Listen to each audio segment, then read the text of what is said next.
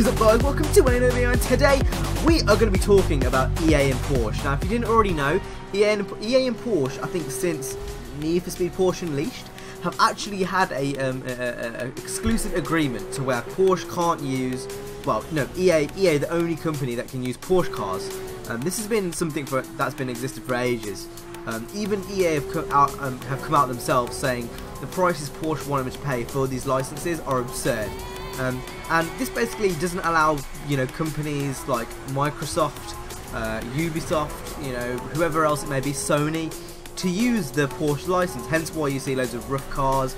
I think in Drive Club Horizon it's all rough. The only one exception is Forza 4, where EA sold the licenses for a temporary time to Forza 4. Hence why there wasn't actually any on disc Forza 4 Porsches. It was all literally made from DLC. So basically, this agreement, I'm not sure how in terms of how long it is, but basically it's an exclusive agreement to EA. So they're the only company that has the Porsche license, and they can do whatever they want with that license. Now, last week, on February the 4th, so I think that was last week, they announced the Porsche GT4, which you didn't already know.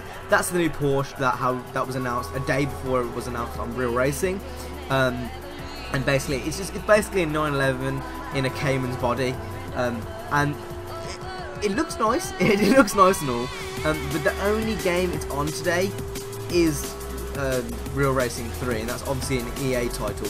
Up until that point, Porsches were only existent on Need for Speed games. You would never find another Porsche on any other game. You might find a rough, and you might find some other equivalents, but as far as a Porsche goes, as far as an actual Porsche goes, you're not going to be finding like any other game besides Need for Speed, before this day. Obviously, Real Racing is the only one that counts for that. So you're probably asking yourself, why is this bad? Like, is it really that bad for gamers? Of course it is. Now, basically, when you play games, you kind of fantasize about that car. The Murcielago, the 2004 Murcielago, or the 2002, it might be 2002, back in Hot Pursuit 2 in 2002, I was playing with that car, and I was like, you know what, I want this car. And then the next year, in Underground, it obviously wasn't there, and Underground 2 wasn't there, and then it came back in Most Wanted, and that was my dream car again, in Carbon, the dream car, and it kept on popping up and popping up and popping up. And I think partially the reason why I like it so much is because I played with them so much in video games. I played with that Murcielago in every single Need for Speed game where it was available. And then Underground 2, like literally, the reason I think I like the 350Z so much nowadays is because of Underground. I think that's generally why I admire tuners, is because of Underground. If Porsches aren't in, video games, it's gonna kind of it's not gonna completely die out, the name, because Porsche will forever live. I think it's one of those brands that is iconic. Everyone knows Porsche. But it's going to start to become less desirable than, say, a GTR, a Corvette, a Lambo, because people are playing with them in games at a young age. When you're 5, and you're playing, say, Horizon 2 or whatnot nowadays, and you go to get that supercar, you're probably going to get a P1, for a hypercar anyway, because you don't know what a 918 is at that age. You've probably seen it on telly, but you're probably thinking, it's a 918. It's not in Horizon, it's not cool. And that kind of, I think, slowly with the new generation, Porsches will kind of not lose popularity, but they won't be as favoured. And it's also shady on the actual, users themselves.